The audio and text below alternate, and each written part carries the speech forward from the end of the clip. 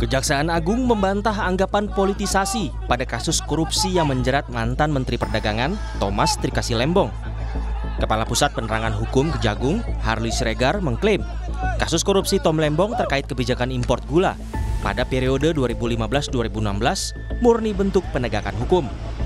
Kejagung memastikan penetapan Tom Lembong sebagai tersangka sudah berdasarkan bukti permulaan yang cukup.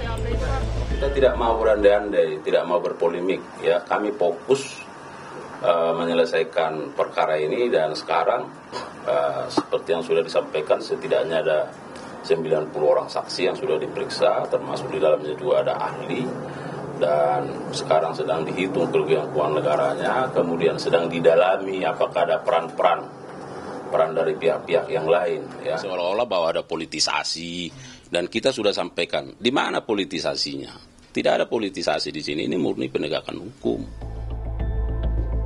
Direktur Penyidikan Jaksa Agung Muda Bidang Pidana Khusus Abdul Kohar memastikan dalam perkara korupsi gula, Tom Lembong bisa dijadikan tersangka walaupun tidak ditemukan adanya aliran dana korupsi.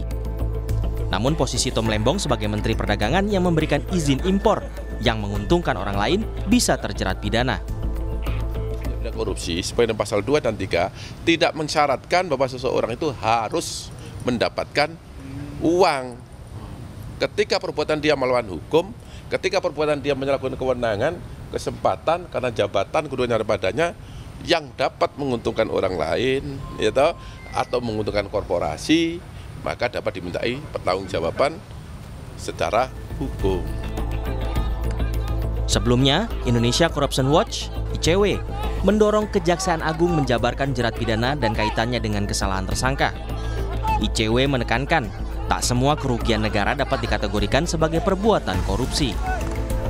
Kejaksaan di sini perlu melihat juga ada impor-impor yang dilakukan pasca 2015 dan 2016, sehingga Kejaksaan di sini perlu menelusuri dugaan keterlibatan ataupun juga potensi keterlibatan dari aktor-aktor lainnya. Dalam kasus dugaan korupsi impor gula, Kejaksaan Agung menetapkan 2 orang sebagai tersangka, yakni Tom Lembong selaku Menteri Perdagangan periode 2015 hingga 2016 dan seorang mantan direktur perusahaan swasta. Tim Liputan, Kompas TV.